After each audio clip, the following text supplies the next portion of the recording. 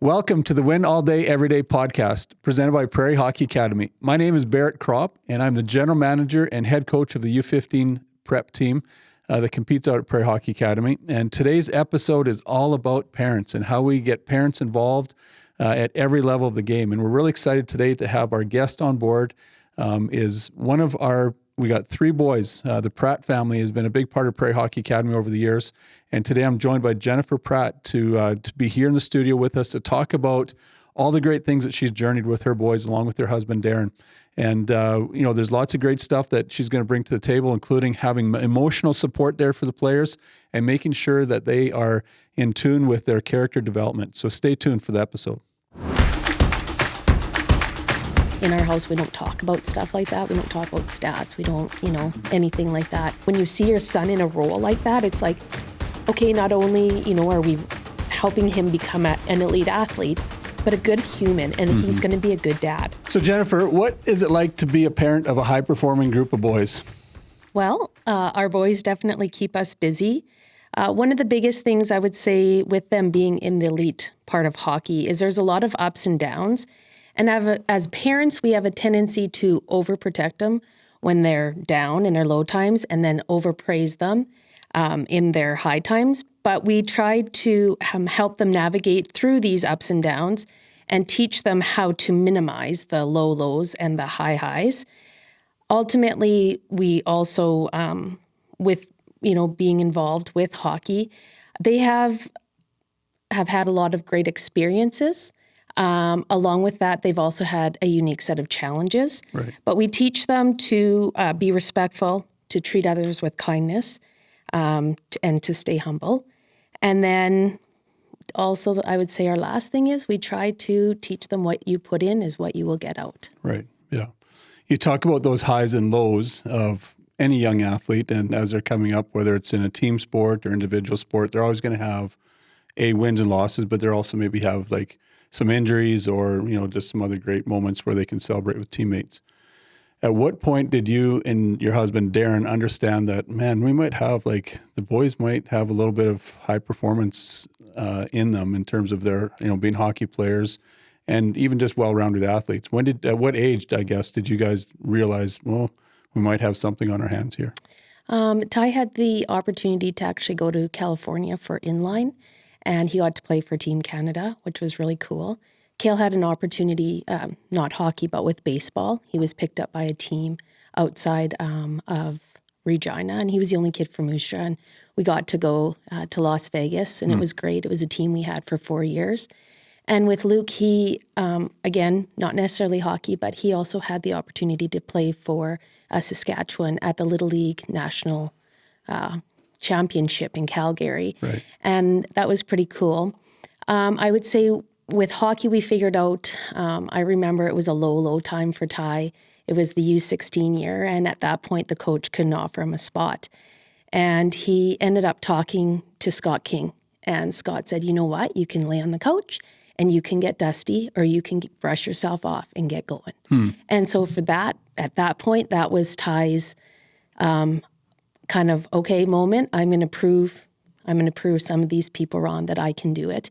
It was great that year. Jordan Chichu had taken a chance in Ty, and then there was some things that had happened, and then Mike Abbott ended up taking Ty, and then that next year I would say it was Nick Perkusik that totally believed in Ty, and that's all that kid needed. Right. And he top scoring leader on the team, and just so many great things fell into place for him.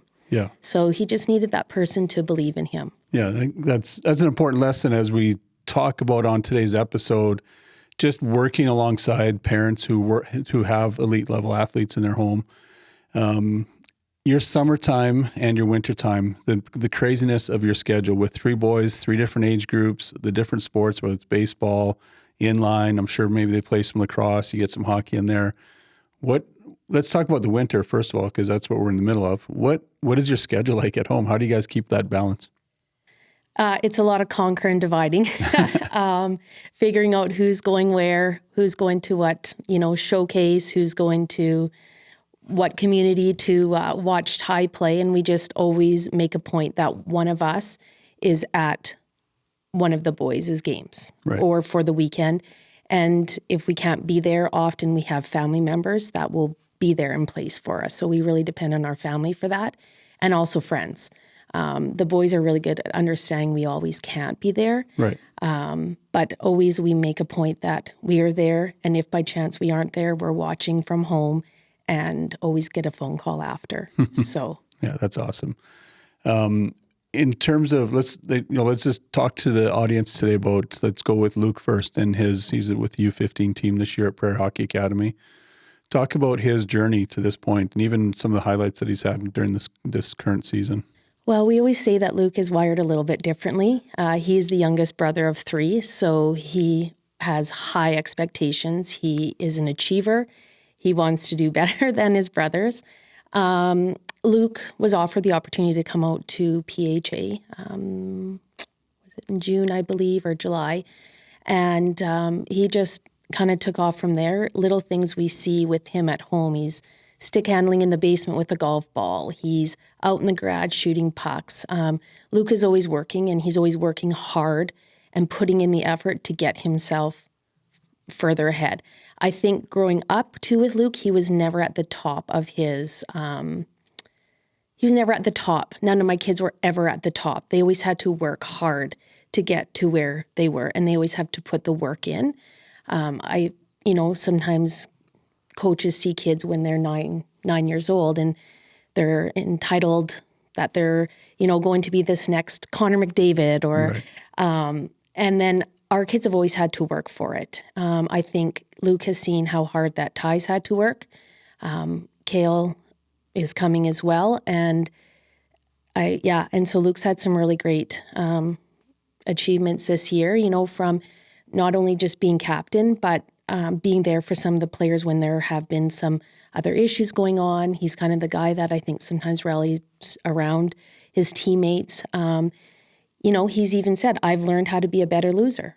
Some games, we've maybe lose 9-2 or 9-1, where before that would really upset him. And that would be a low for him, where he's working on just being a better person, Right. too. And knowing that, yes, it's competitive, but I'm going to just keep working hard, and I'm going to keep putting in that hard work. Yeah.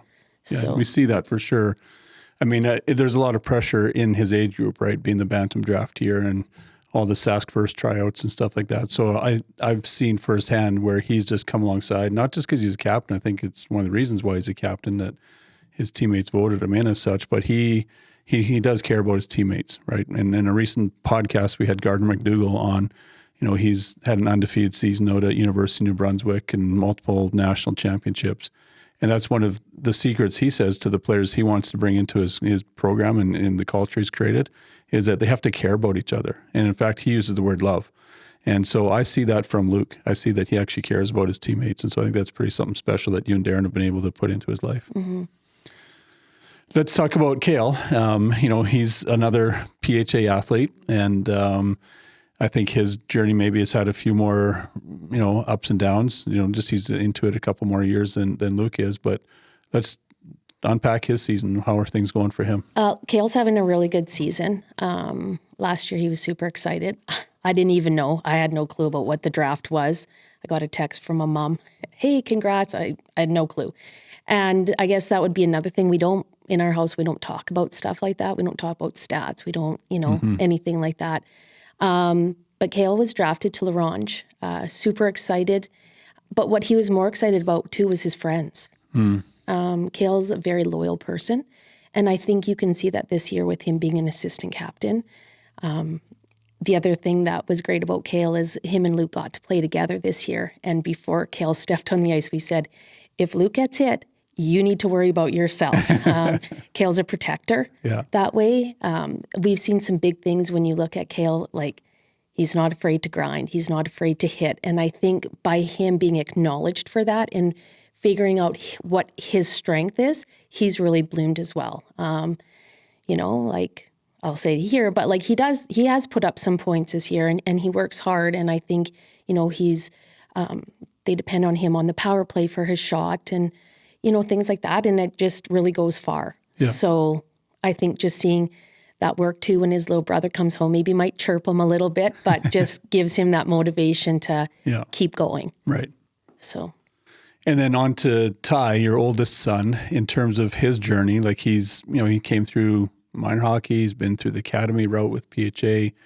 And this year was probably, I'm going to just throw this out as a wild guess, but I think that this might have been the most challenging year for you as a family, right from the end of last year until today, his journey into junior hockey. And I'm actually, I think, most excited to talk to you about that today because there's so many of our listeners out there who are stressed out to the max and they're just wondering, what do we do with their son? And there's this agent and there's this scout and there's this coach talking to him and everyone just really feels scattered and a lot of pressure. You and Darren drank from the pressure cup last fall and trying to figure out what steps that Ty should be taking. Can you just sort of unpack that for us? For sure. With Ty, yes, there's been a lot of ups and downs, like I talked about earlier. Went into the season super excited. He finished off his U18 year. He had I don't want to say a lot, but a handful of places looking at him, and you're trying to figure out what's the best pick for your child. Ultimately, it came down to Ty's decision. Right. And with that, we went and checked out the community. He liked it and, he felt comfortable there. And so you're on this super high, right? Your kid's signed, he's got the jersey. And then it's like you're going to practice. And I think the culture that PHA created for them last year, not only as teammates, but even just as the group of parents. That was a very special year, right? How those kids were. So you go off this super high. He finished well. He made the second all-star team, whatever. So you go out, you go to your new place, you're super excited. And then it's very different. You're talked to differently. You're treated differently. You're now what they say, a rookie. And you're filling water bottles and you're packing the bus. And it's hard. It was very hard for him because he wanted more and he knows he can do more. Yeah. Ty's very strong-minded. Ty's also an advocate for himself. He's a big advocate for himself. So he would look for feedback. How come I'm not playing? What do I need to do to be better? And he wasn't able to absorb what they would give him. So then, as parents, we're trying to talk him through things. The biggest thing with him is he had the most beautiful billet family. And I truly believe if he didn't have that family there, Ty probably wouldn't be playing hockey. And he had some really great teammates as well. But the other cool thing was his U18 team, all the boys all still talk. And they, so it's like, you see somebody maybe playing in the BCHL and the AJHL and you're like, oh, but they're going through those same feelings. So I think it was really good that those boys all still talk. Right. And I mean, not all 18 of them, but there's a good core of those boys that still talk and they've shared their feelings and their ups and their downs. Yeah. And I just think it has helped him. Sure. Then he got traded on the trade deadline. Yeah. And I remember him calling, I was at work and he's like, it was great. And I was just like, okay, right? Like, you're okay with this? He's like, yeah, Mom, I'm good with this. He's like, I know I can go to my new team. I can bring lots of knowledge there. I have lots that I can share with them and it's going to be good. Yeah. But then he went to his billets and it was a whole other story of lots of tears. And, but I think at that point he felt validated. He felt like, he knew they were losing a good kid and like just the whole package. Right. And now where he is, they were up front, they were honest, he's happy, but it's hard because you're living 7.5 hours away. Your child, first time away from home, is packing up a vehicle by himself, going to a brand new community that you don't know, you don't know anything about it there. Yeah. And it's just like, okay, we can get through this. This is okay, right? Yeah. So it has been our biggest challenge with him. I think too, because in minor hockey, you get to play. Mm-hmm. And you might not be a first liner if you're a fourth, but you still get to play. Right. But I think what ties Pierre, like his ambition and his dedication, he's got lots out there. He's got a lot of good things going for him. Yeah. So I love the fact that his billet family, with the first team he was with, they struggled to say goodbye, right? And it really speaks to, I know that there's there's lots of families out there that they're wondering in your community that you're living in, is there anything I can do to help out? My kids have left home and I'm wondering what to do. My challenge or my encouragement would be open your home to some young junior hockey player in your town and give them the love that you raised your kids with. I know my audience, you've heard me talk about this before, but I wrote a book called Home Away from Home, and it's the real heroes in the sport of hockey. For sure. And it's the billets, right? Yeah. So I spent a year traveling Western Canada interviewing billets and pulled out, I could probably write 5 more books on it. But I pulled out some of the best stories to put into there because really billets shape junior hockey. And they're almost like the second family, right? Like 100%. That's you as a parent, you and Darren putting the trust of finishing raising your son. And it's a huge level of trust. And so I understand that completely. I've heard stories from Flin Flon to Seattle about parents trusting their 15, 16-year-old boy to live with this stranger. And all of a sudden they become best friends for life and get invited to their weddings 10 years later and everything else. And just to be a big brother to 3 little girls. He never grew up with that. So for us, seeing that nurturing, caring other side of him was just like, wow. And when, Carolyn would send pictures, like, I would cry, or whatever, That's talking so cool. about it. Right. So being a big brother to 3 little girls was like, it was his highlight of his day. Yeah. He would look forward. And when you see your son in a role like that, it's like, okay, not only, are we helping him become an elite athlete, but a good human. And he's going to be a good dad. Right. Right? Yeah, that's cool. And ultimately, I think as a parent, that's what you want. Yeah. Yeah, for sure. And little things, she'd play hairdresser. He'd play Barbies. She would send pictures of him reading books to the girls in bed. Yeah. And just all of that. And like I said, as a parent, it blew our mind, right? And then, she makes this beautiful post on Instagram. Yeah. And it's just like, that's my son. Right. That's my son. Yeah, that's cool. So it was great. Good. Well, I'm glad that there's, I think right now when you listen to some of the things that is going on with some, higher level pros and some junior teams elsewhere, there's this real negative stigma out there of like hockey's got a bad culture. And I'm not denying that and saying that it's all like perfect, but I know firsthand that there's a lot of really good dudes out there playing junior hockey, and there's a lot of really good coaches and a lot of great billets. And, I think that's some of the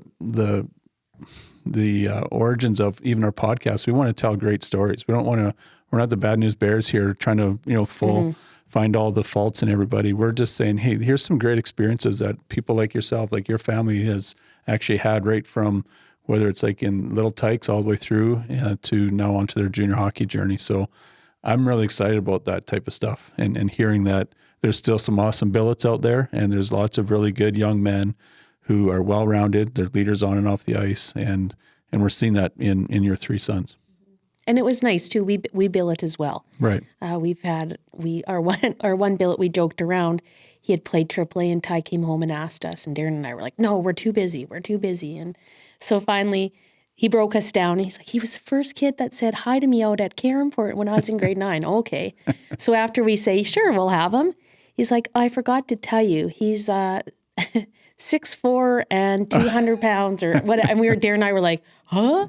But it was great. And just seeing the relationship that he made with our boys and that our boys have with him, that we have with his family, it's awesome, you know, and even our billet this year, his family, stayed at our house last weekend. Like, 'cause it costs staying in hotels and just opening your house up. And it's just a really cool experience. For sure.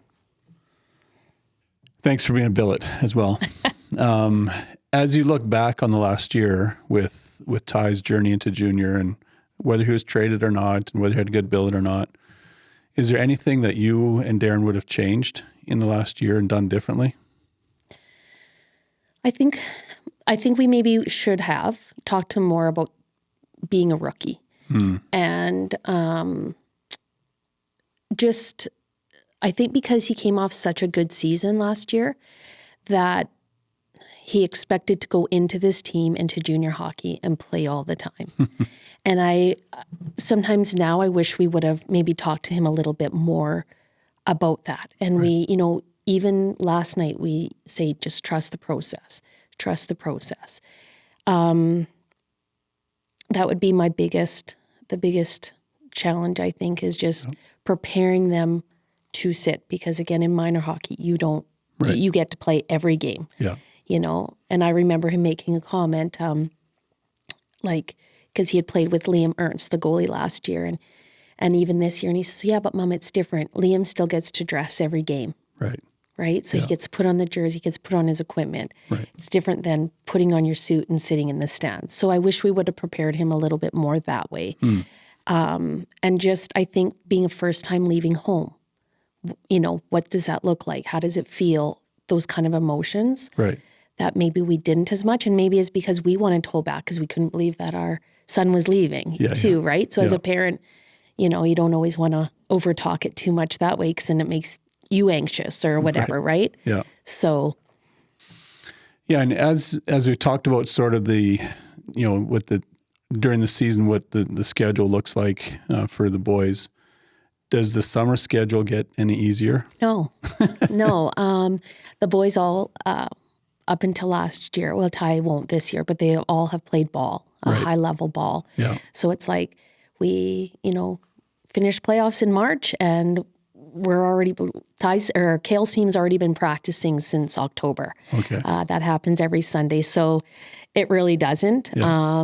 And then on top of that, it's like a camp. And then we also expect our kids to work. That's something else in the winter, that they are officials. They all ref hockey. Yeah. So it's, when they're not playing hockey, the expectation is that they ref a couple times a week and, that kind of thing. And then with ball, that's quite busy. Sure. And then Kale's at the age where he drives. So you need to have a little job to bring something in. Put some gas in that car. Yeah, in the car. Exactly. And he's got the boys have always had good little jobs that will work around the training in the summer with the high performance training out that PHA offers. Right. So. And as we sort of work back around, so, they came through minor hockey, through the academy at Prairie Hockey Academy, and for your oldest onto junior hockey. Just unpack some of that decision-making as well. Like what were the benefits for you and the boys to be able to get on the ice every day at an academy? Like what were some of the things that you saw sort of change in their lives and in their hockey? Like, so on ice and off ice. I think kind of around that grade 9 is when they really wanted it. They showed us that they wanted it. Right. It wasn't us pushing them. It wasn't anything like that. In Tais grade 9 year, they had the opportunity. They did the skills academy that Prairie Hockey offered, but then he played back in Moose Jaw. And I think being a part of that, the culture, was just like that aha moment for Ty, where he's like, I want this. He had a couple experiences and he's like, I'm going to prove them wrong. Right? Yeah. He's redheaded, he's stubborn, and I'm going to prove them wrong. And he has. Right. And he, and so then it was like, okay, then his Kale sees, what's Ty doing? And, and then Luke. And I think they had to figure out that they want it. It's not what we want. Right. We will help you get there, the financial part. You have to do the rest. Right? So you see them out, like often you'll see my kids out rollerblading around town with a hockey stick, or, and then I'm just like, come back because you don't have a helmet on. But just doing all those little things of, and ultimately it's what they want. It's not what we want. Yeah. If they didn't want to do that and one wanted to focus on ball, we would support that. Yeah. And, figure out what they believe. And they've told us what they want, which I think a lot of kids nowadays don't tell their parents what their dreams or goals are. And it was interesting because I went to the astronaut guest speaker a couple weeks ago, and that was one of his comments too, was let the people that are around you know what your goals and dreams are. Cool. And they will help you get there. Yeah. So. Yeah, that's awesome.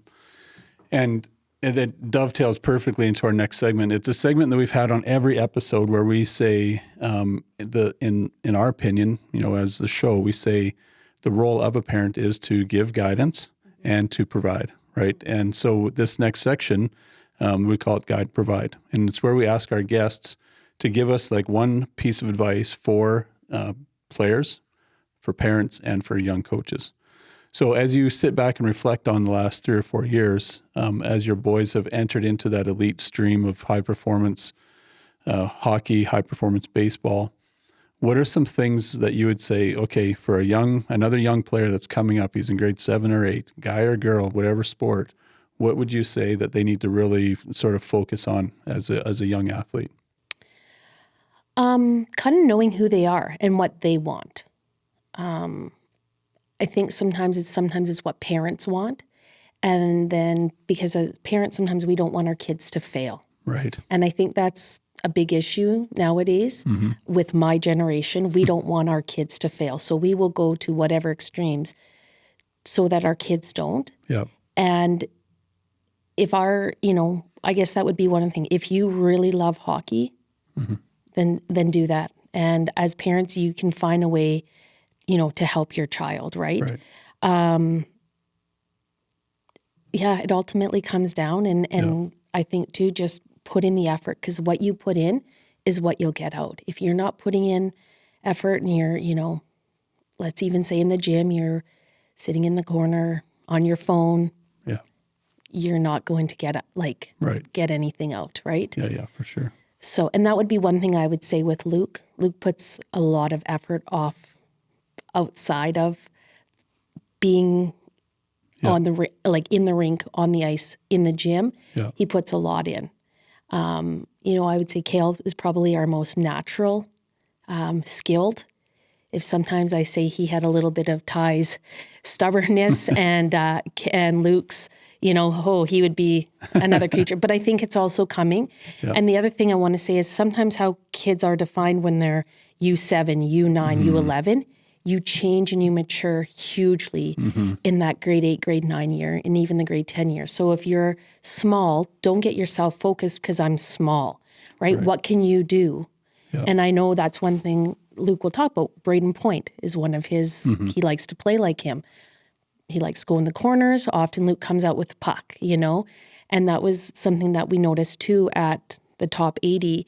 Was Luke flashy? Was he, getting the pucks in the net? No, but was he setting up the people who can put the pucks in the net? Yeah, he'd come out of the corner with the puck. That's kind of his game, right? And again, Kale's he's not afraid to hit. He's a hard hitter, and you don't want to be hit by him. Yeah. And you can see it. We watch in the stands. We're like, oh. And then, like I said, Ty just has that effort. He's the drive. So, and you have to believe in yourself. For sure. Right? Yeah, that's good. So. Then what advice would you pass on to another parent that you're sitting beside in the arena, or maybe just someone that's listening at home on the podcast today? You, like I said, you've journeyed with Darren and raising the 3 boys in this high pressure, high intensity sort of pressure cooker, really, of high performance athletics. What would you pass on as advice to another group of parents? Definitely the emotional support. I would say one thing, Darren and I are both different. Darren can be a little bit more serious. I'm a little bit more joking. But we provide a nurturing environment where our kids feel valued regardless of what their performance is. So I would say that would be my number one, is just that emotional support. And I would say with Ty, that's where we've been this year. We've been his emotional support. Right. The next biggest thing I would say would be just to manage the expectations. So for us, we emphasize the effort and improvement just over the outcome, and help them focus on their personal growth, right? This is their journey. And I often say to my kids, this is your dash, live your dash, right? Yeah. Sometimes I'll also say, you guys are going to think that I'm silly, but God always has a plan. And, it's interesting because when Ty called me the day he got changed, he says, Mom, I can't believe I'm even saying this, but, I think God has a plan, and he was excited about it, right? Yeah. So again, my biggest thing, and then the last thing would just be communication, just to encourage open communication and be with them in their experiences and their challenges, be with them with their goal making and their aspirations. Right. So those would be my 3 that I would say. Yeah, that's really good. get extra bonus material. And I think too, just with that communication part, like Darren and I get a call once a day or a FaceTime, right? Yeah. Whatever. It's, Yeah. from Ty. And that ultimately at the end of the day, our kids know they're loved. Right. We always say it. Yeah. Right? Yeah, for sure. So that's something, and I got that from my parents. Yeah. So we always make a point to say that. Yeah, you can never say that enough. That's for sure. And as a parent, what would you say? Say you're at the Sask First camp, and there's some young coaches out there, and you got to see one of them in the lobby. Is there any advice you'd pass on to a young coach? Maybe sometimes just to look past, the top scorer or the whatever, and just get to know them. Get to know them. Yeah. I think that's really important because it develops that relationship. And when you have that relationship with kids, I think it goes a lot further. Right. Again, I know Ty had a really great relationship with Nick Perkusik, and it's interesting now how their relationship's still there. Same with Mark the Shark. Mark will, the boys are playing in Winnipeg. Mark is there supporting them. Right. So when those relationships are built, I think that's really important to get to know kids, or not even the kids. I get to know the players, not just them on the ice. Right. Yeah. Because they have a lot more to contribute to a team, on and off the ice. So that would be one of my other things as a player, and just have fun. For and, sure. Even when Darren and I sat there, I had like a sense of just like peace. Like I just enjoyed watching, like you see some people in there, you could tell that they were stressed, and it was like, and I'm like, what? I'm just enjoying this. And maybe because Luke's our last kid, Right. But just enjoy it, because before you know it, and people always said that, and I never understood that, but before you know it, it is over. Yeah, for sure. Right? Yeah. And so just, take it all in, which is also why we do our best to conquer and divide throughout the winter season and those kind of things. Yeah, that's great. Because it's easy to be critical and, and they're learning, and yeah. Yeah. They're on the same journey as the players are. 100%. Yeah, for sure. So my last question for you today would be, over the last, say, 4 or 5 years that you've had your sons in elite level sports, is there anything that you would say that you and Darren have changed your mind on? Like, is there something that you say, going into elite level baseball, we thought this, and now we know this, or even into elite hockey that we thought this was the way to go, but now we know there's something different. Is there anything that you would say you've changed your mind on?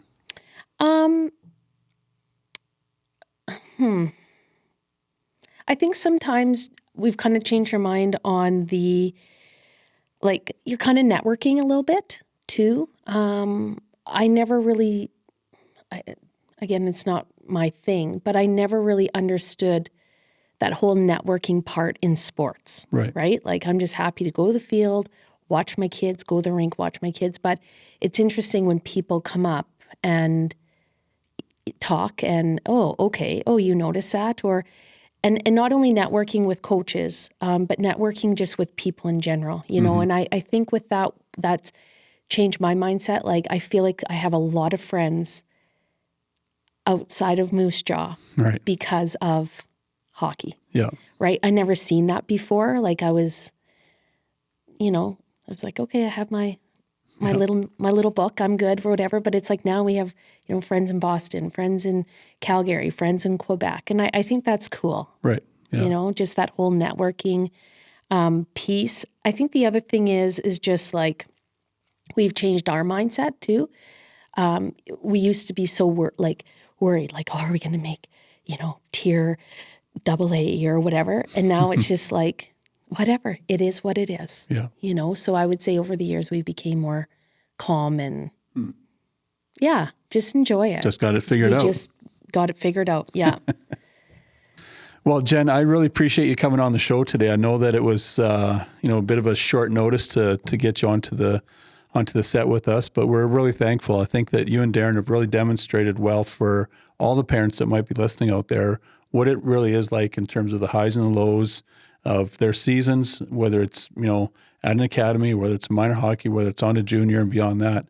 I think that you guys have done a great job of navigating that with your boys. And I really appreciate you sharing, like, honestly with us today, how you and Darren have journeyed with them and been there for the highs and the lows. And there's lots to celebrate. And I think that as you guys continue to parent with this level of excellence, I'll call it, I'm excited to see the next years for the Pratte boys. Like, I think that they've got a really good balance in life, and they're all great leaders.